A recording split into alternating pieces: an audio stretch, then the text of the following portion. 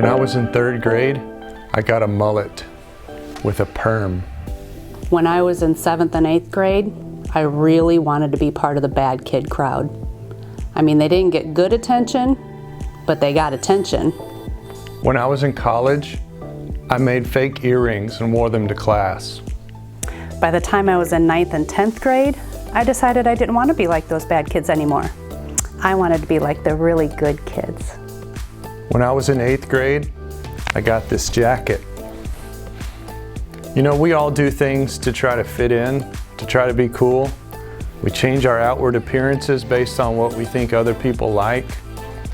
The Bible says that God doesn't look at outward appearances, He looks at our heart. And God said these words to the prophet Samuel when he was looking to anoint the next king of Israel.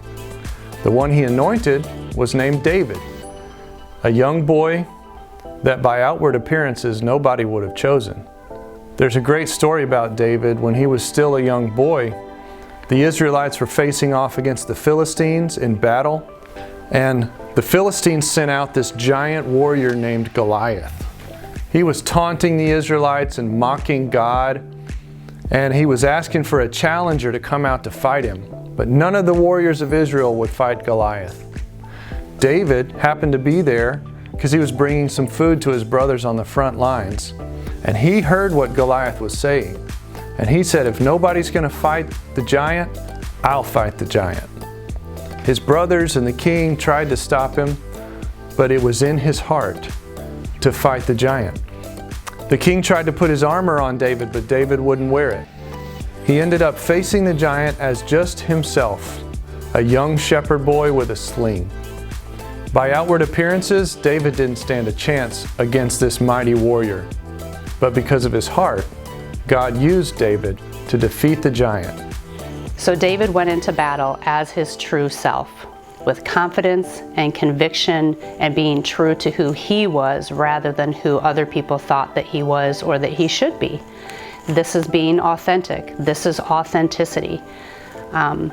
Sometimes we go somewhere and we want to be who other people are, or we want to act like other people are because it's too scary to be vulnerable and be ourselves.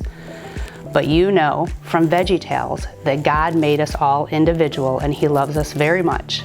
Another fun quote I like is from Piglet. You might remember Winnie the Pooh. It's where Piglet says, "The things that make me different make me, me." Sometimes it's tough to figure out who we're meant to be, but when it feels right and it feels you and you feel comfortable like you do when you're with your really good friends or with your family, that is probably your true self, and it's best to stick with that one. It reminds me of Romans 12:1-2, where it talks about not being conformed to this world, but rather being transformed. And this is the way that you can be true to yourself and true to God.